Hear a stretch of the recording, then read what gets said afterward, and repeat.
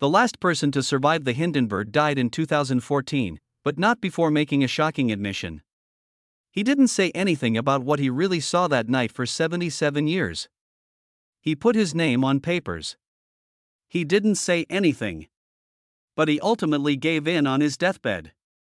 He said that several of the individuals were not who they said they were. There were spies on board. Someone was going to blow up the music ship. The last statements of the survivors reveal a cover-up that goes all the way to the top of the administration. The catastrophe of the Hindenburg was only the start of something much worse. The idea for the Hindenburg came from a country that thought it could conquer the sky. For decades, Germany had been enamored with zeppelins. By 1936, their engineers were poised to make something bigger than anything that had ever flown before. Dr. Hugo Eckener helped the LZ-129 Hindenburg progressively take shape within the big shed at Friedrichshafen. When it eventually came out, the size was almost too big to be true. It was about 245 m long, or around 803.5 feet, and 41 m wide. There was nothing else in the world that came close. There were 16 large gas cells inside its sleek duralumin framework. These cells held roughly 200,000 cubic meters of lifting gas, or more than 7 million cubic feet. The goal was to fill the cells with helium because it doesn't burn. The US had been the only major supplier of helium since the 1920s, and it had stopped all exports in 1925. They thought the gas was too scarce and too crucial for strategy. No exceptions were granted, not even for Nazi Germany. The builders then turned to hydrogen. Hydrogen made the ship go faster because it lifted more, but it also cast a shadow because everyone knew how easily it could burn. That decision would follow the Hindenburg for the rest of its brief existence. The finished ship felt like a floating palace, even if it was dangerous. When it came out in March 1936, media proclaimed it the best thing German engineers had ever done. There were 2 entire decks just for passengers. There were 25 cabins, a fancy dining room, a big lounge, and even a pressurized smoking area that was only there because of complicated safety measures that kept any fires behind thick doors. Max Schultz, the barman who worked only in that room, kept on the lookout at all times to make sure no cigarettes or cigars got out. Everyone on board knew the truth, even if they didn't say it. People didn't want to think about how fragile this airship was, even though it was gorgeous. For a while, though, it did what it said it would. For Daimler-Benz diesel engines pushed it through the air at a speed of around 125 km per hour, or 78 miles per hour. It may cover the Atlantic in half the time it takes the fastest ocean ships. In 1936 alone, it made 17 round-trip trips. 10 to the US and 7 to Brazil. There were no bumps in any of them. 1 million miles were traveled by the ship without any injuries, and thousands of people flew safely. Like they were in a fancy hotel, travelers ate great food, stared out the long gallery windows at the clouds, and ordered drinks from Max Schultz. People said it was the fastest and most comfortable way to go. It was the first plane to fly regularly between Europe and the Americas with passengers. For a long time, the dream of traveling by airship appeared greater than ever. Still, the anxieties about the music never went away. Escher had lobbied hard for helium, saying that hydrogen was always dangerous, no matter how skilled you were. But the Helium Control Act in the US, music, put an end to that. Some German officials didn't think the danger was real. Captain Ernst Lehmann was proud to say that the Hindenburg had safely run on hydrogen for years. But even he once received a hushed warning from an American airship backer who told him he hoped Germany would never repent that trust. Those statements would come back with a lot of weight. The Hindenburg got ready for a new season in 1937. It was supposed to fly to North America for the first time in early May. Captain Max Puce was in charge by this time, and Eckener had been forced aside for political reasons. Captain Lehmann, who was one of the most accomplished airship pilots in the world, only joined music, the May flight as an observer. He had been very sad since his small kid died not long ago. He took that sadness with him as he got on board, coupled with something else that was bothering him. He got a note that said a bomb will blow up the ship on a future flight. Someone he didn't know wrote it from Milwaukee.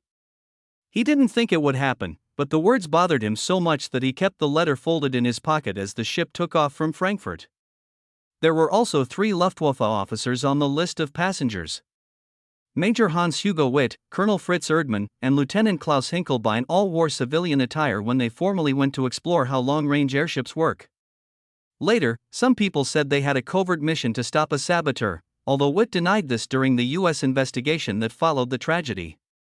He stated the only strange thing was that they had to check their bags more carefully before they left because of another anonymous warning. No one talked about sabotage again after the airship took off. People who watched the military had been on flights previously, so their presence didn't trigger any red flags. If there was somebody dangerous on board, they stayed fully hidden. Something far bigger and quieter was the genuine threat. The Hindenburg took off from Frankfurt at 7:16 p.m. on May 3, 1937. It had 36 passengers, music, and 61 crew members and trainees. One of them was a smart and ambitious 14-year-old cabin kid named Vera France. This was his second journey to the United States. He wore a nice uniform and spent his time bringing coffee to officers, cleaning, and attempting to prove that he deserved to be on board. His older brother had told the correct person his name the autumn before, and that's how he got the position. Vera wanted to show that the opportunity had not been wasted. On May 6, 1937, the Hindenburg sped down the northeastern coast of the United States, pushing desperately to make up for lost time. It was still early in the morning. It was due to land in New Jersey that morning, but it didn't get there until late afternoon because of delays. Everyone on board felt light and enthusiastic, even though there were problems. By the middle of the afternoon, the ship had floated above New York City. The people on board pressed against the windows and looked down at the unending grid of streets and buildings. At 3 in the afternoon, the Hindenburg slowly flew around Manhattan, giving everyone on board a vista they would never forget. Vera Fran later said, "It looked like an ocean of buildings with cars and people so tiny they seemed alive only because they kept moving." It reminded everyone just how huge the airship was. Music, it stretched 245 m long, almost the length of the Titanic, gliding like a floating city across the sky. By 4 in the afternoon, the Hindenburg reached the Lakehurst Naval Air Station in New Jersey, only to find that a line of spring thunderstorms had rolled through. Captain Pruss, music, decided not to fight the gusty winds and rain. Instead, he moved the ship into a gentle looping path along the Jersey shore. Down on the ground, Commander Charles Rosenall and his crew advised him to wait. So the Silver Giant drifted above beach towns, music, like Seaside Heights and Asbury Park. People on the ground stared up in awe whenever it broke through the clouds. One Toms River resident later said it just kept going back and forth like it was wandering the coastline. Finally, near 6 o'clock in the evening, the storms began to fade. The rain stopped and the winds calmed to around 18 to 25 knots. At 6:22, Lakehurst radioed the captain and told him it was safe to land. By 7 o'clock in the evening, Pruss brought the airship back toward the field to attempt a flying more landing, which meant dropping the lines from about 200 feet so the ground crew could winch the ship down. It was a familiar move for American airship, but still new to the Germans, who had tried it only a few times the year before. Even so, Pruss felt steady and sure. In the control car, he called for the engines to slow, music, as the last adjustments began. First Officer Albert Sampt vented hydrogen from the forward cells and released water ballast to balance a slight heaviness in the tail. The ship slowly descended to about, music, 600 feet, moving toward the handlers waiting below. At 7:21, with dusk settling in, the final steps, music, began. Ballast had been dropped in 3 releases, together weighing about 1 kilogram of water. When the ship reached roughly 180 feet, crewmen opened the bow hatches and threw down the thick mooring lines. First, the starboard line dropped, then the port. Music, ground crews grabbed the ropes and started fastening them to the winches. A brief sprinkle of rain began to fall. Inside the control car, Captain Puce and Captain Lehman felt a light jolt when the port line tightened too much. But they thought it was nothing more than a rope pulled too hard. They had no idea that in the tail of the Hindenburg, something far more dangerous had already begun. Only minutes later, at 7:25, the disaster arrived. Several people on the field saw a strange flutter along the top of the ship near the tail. It looked almost like a gas music cell was leaking and the outer skin puffed for a moment. Navy Lieutenant Henkins Ward later said he saw a wave-like ripple between frames, music, 62 and 77, right where gas cell 5 sat. Someone else thought the rear cover sagged inward near the portside engine. At the same time, a faint blue glow shimmered along the skin, likely static from the storm-filled air.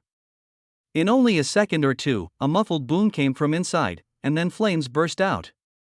A plume of fire rose from the top of the Hindenburg just ahead of the upper tail fin. Commander Rosendahl said it looked like a bright orange flower blooming across the dorsal spine of the ship. Others saw fire shooting out near the rear port engine and the vents of gas cells 4 and 5. Within another heartbeat, the entire music tail was burning. From below, people could see the giant rudders and fins glow, then vanish into smoke. Radio journalist Herbert Morrison, who had been calmly describing the landing, suddenly screamed. His voice cracked as he shouted that the ship was on fire and falling. His words, "Oh the humanity," would echo across the world for generations. For those inside the ship, the destruction came with stunning speed. One moment they were ready to step off onto the field, and the next the world became a roaring furnace.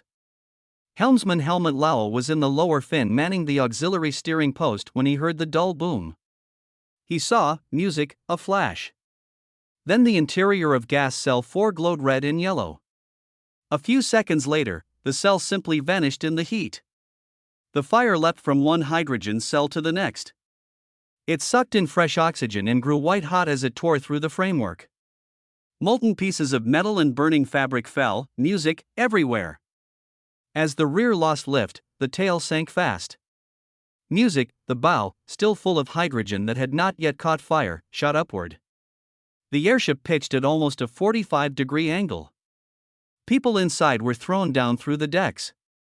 Music, in the deck dining room, Margaret Mather was hurled 15 to 20 feet against a wall. On the starboard side, Major Hans Hugo Witt had barely crossed the lounge when the cry of fire pierced the room. The floor, music, tilted sharply and he slid helplessly through a crashing flood of chairs and tables until everything piled against the rear wall. Smoke and heat filled the lounge and through a crack in the ceiling. He saw the fire glowing above them. As the tail slammed into the ground, flames shot from the nose, which was still high in the air. 9 crewmen were in the bow, tending the mooring lines. When the fire raced forward through the catwalk, it blasted out of the nose like a blowtorch. Most of the bow crew had no chance. Many died instantly. Some jumped from the hatches but fell to their deaths. Rigger Eric Spale and 2 others survived the first burst only to suffer, music, terrible burns. Died later that night. Across the ship, survival depended entirely on where a person stood and how quickly they could get out. Those closest to the outer windows escaped more easily. Those deep inside had almost no hope. Chief Steward, music, Heinrich Kubus opened the large promenade windows and shouted for passengers to jump. Many did. Most survivors jumped from heights between 20 and, music, 50 feet before or just as the ship hit the ground. Circus acrobat Joseph Spa kicked out a window and leapt, breaking his ankle but living. Others jumped onto the sand or grass, some hurt but alive. Some of the most heartbreaking, music, moments came from families trying to escape together. Matilda Daner and her 3 children watched the landing from the portside dining room. When the tail exploded in flames, she grabbed her 2 boys, Walter, who was 10, and Vera, who was 8, and threw them out of the window. Both survived. She tried to lift her daughter, Irene, who was 16, but could not manage it. With the fire closing in, she had to jump herself, breaking her pelvis, but living. Irene was later rescued but died from severe burns. Their father, Herman, had stepped out moments before the fire began and never returned. Many members of the crew stayed at their posts despite knowing the danger. Helmsman Lau died in the lower fin. Radio operator Willie Speck kept sending messages until he was overtaken by flames. Rigger Ludwig Nord jumped at the last possible second and survived with heavy burns. In the crew areas on deck, Max Schultz, the beloved bartender, was likely cleaning the smoking lounge when the fire started. Kubus said he had seen Schultz wiping the bar only minutes earlier after serving his last, music, drinks. When the flames came, Schultz was trapped. He may have been knocked down by the sudden tilt or overcome by thick smoke. The 60-year-old bartender never made it out. His remains were found in the wreckage, and his death certificate said only that he died in the Zeppelin explosion. Severe burns. When the flames finally sank into the field at Lakehurst, the world expected nothing but death. Yet, when the smoke thinned, something strange appeared through the haze. People were crawling out of the wreck. Some limped, some stumbled, and some walked as if pulled back from the edge of another world. Out of 97 souls on board, 62 survived. On the ground, one Navy crewman was killed when wreckage fell over him. In all, 36 lives were lost, and music, many more carried, broken bones, and memories they would never shake for the rest of their days. Even in that horror, brave hands moved without hesitation. Navy men who had been frozen for a breath by music, the sight snapped back into action. They rushed straight into the fire to pull out the living. Chief Petty Officer Frederick Bull Tobin roared. Navy men stand fast in his crew, music, obeyed, dragging survivors out as explosions cracked around them. Fire crews and medics arrived within minutes. People were fed to the base infirmary and local hospitals as fast as bodies could be lifted. Through the terror, there were moments of almost unbelievable courage. One of the most astonishing stories belonged to a boy who was not supposed to make it out at all. His name was Vera Fr., the 14-year-old cabin boy whose job that evening was simple. Clean up the officers' mess, stack dishes, and hope the weather cleared so he, music, might get shore leave. When the landing alarm rang at about 7:15, he kept working. He wiped down tables and filled the cupboard with dishes. Then he heard a dull thud behind him. The floor shivered. That was the port rope hitting the ground. The lights blinked out, and an instant later, the whole ship jerked upward with the tail rising sharply. All the plates he had just stacked burst out of music, the cupboard, and smashed across the floor. Vera stepped into the keel corridor to see what had happened, and the sight almost froze him where he stood. Music, far down the gangway, a ball of fire was racing toward him. The entire stern was engulfed and the flames were tearing through the hydrogen cells. Heat blasted through the corridor. Vera stumbled backward up the steepening catwalk, grabbing at ropes as the ship tilted even higher. His feet slipped for a second.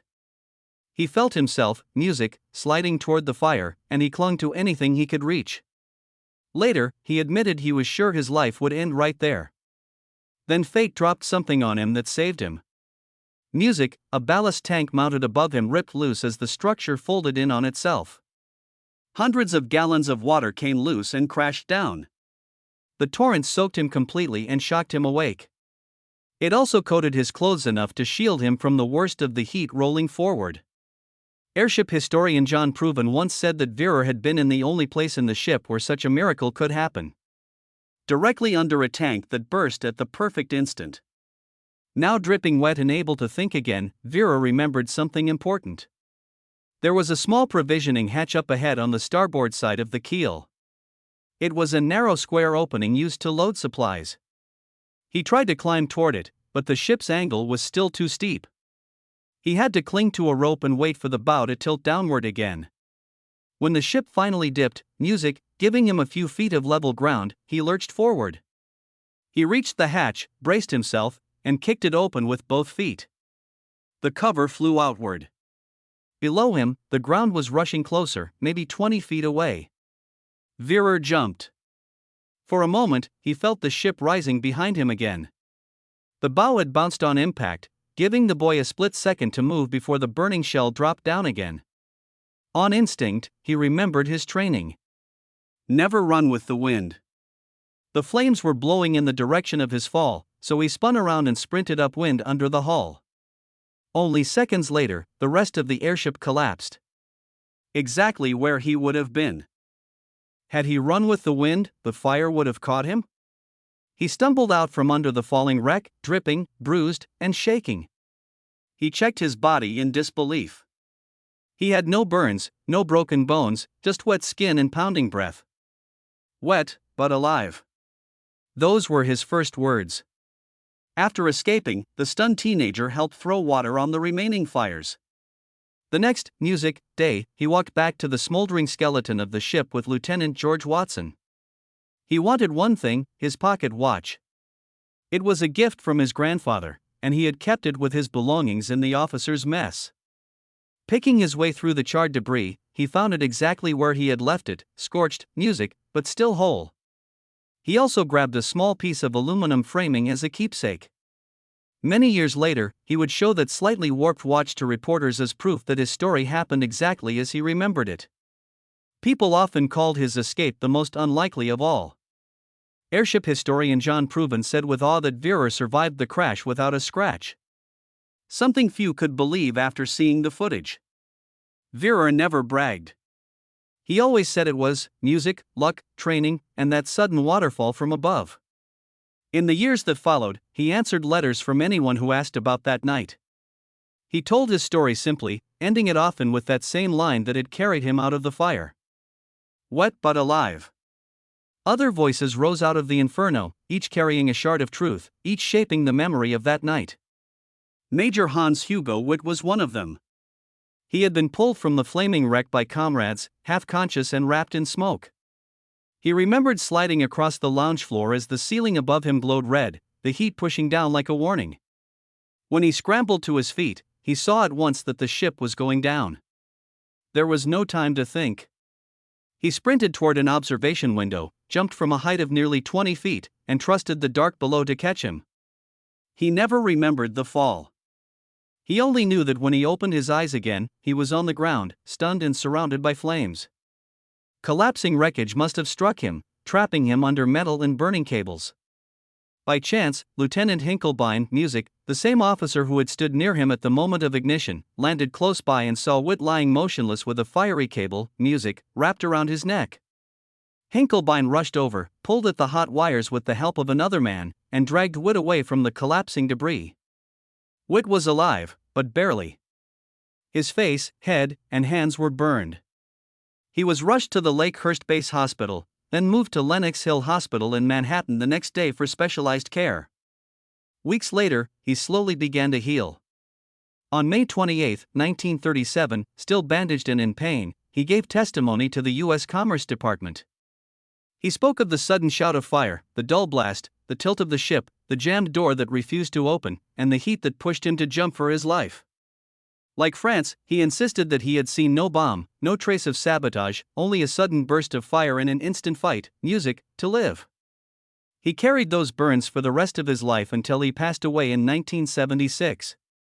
Another voice shaped the tragedy in a different way. It belonged to Herbert Morrison, the reporter whose emotional broadcast has reached millions. His recording was so intense that many believed it had been aired live across the nation, but it was actually played the next day. His voice cracked as he watched the ship fall. And when he choked out the words, "I can't talk, ladies and music, gentlemen," and sobbed, the world felt the moment, with him. Years later, he explained that when he cried, "Oh, the humanity, music," he believed everyone on board had died. When he learned that most had survived, he told listeners he hoped his first words had not made it sound worse than it was. His raw description paired with newsreel footage turned the Hindenburg disaster into one of the earliest media-driven catastrophes replayed in cinemas and radio rooms across, music, the world. Some survivors turned their shock into testimony. Among them were German journalist Leonard Adelt and his wife Gertrude. They had been guests of Captain Lehman and escaped with injuries. In the Lakehurst Infirmary, Adelt saw a sight that stayed with him forever. Captain Ernst Lehman sat quietly on a table, gravely burned yet oddly calm, watching the music chaos around him. Adelt stepped closer and asked, "What happened?" Lehman, barely able to lift his head, whispered one word. Blitzschloh, the German word for lightning. Even in agony, he was searching for a cause. Adelt left to receive treatment, not knowing that he had just spoken to Lehman for the last time. Overnight, Lehman's condition worsened.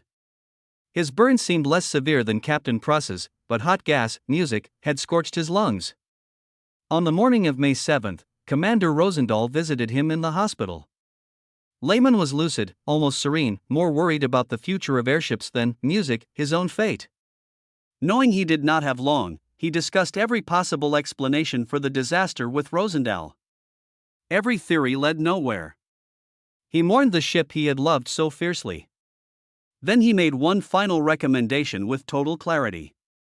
Regardless of the cause, he said, the next ship must have helium. It was a hard reversal from his earlier stance, music, a grim acknowledgement that the warnings he once dismissed had been right. Music, as their conversation drew to a close, Lehman gave Rosendahl his last judgment. He looked him in the eyes and said quietly, "It must have been an infernal machine." In those final hours, he believed only a deliberate bomb could have created such destruction.